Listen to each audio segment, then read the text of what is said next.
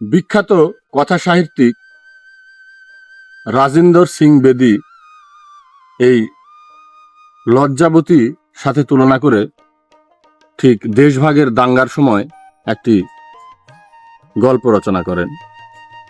গল্পটির কাহিনী ছিল এরকম: দেশভাগের দাঙ্গার সময় তাকে অপহরণ করা হয় এবং সরকারি চুক্তির মাধ্যমে তাকে ফেরত দেওয়া হয় পরবর্তীতে।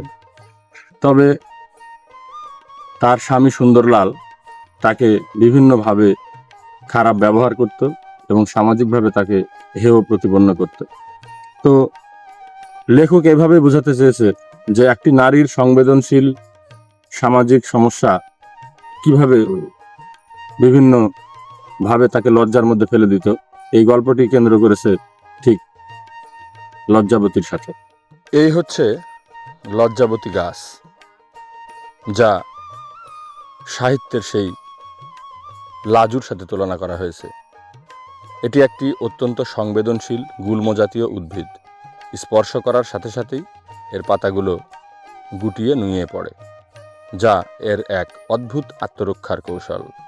তবে এর ঔষধি গুণ হিসেবে আয়ুর্বেদে ডায়রিয়া, চর্মরোগ ও ব্যথানাশক হিসেবে বহুল ব্যবহৃত হয়।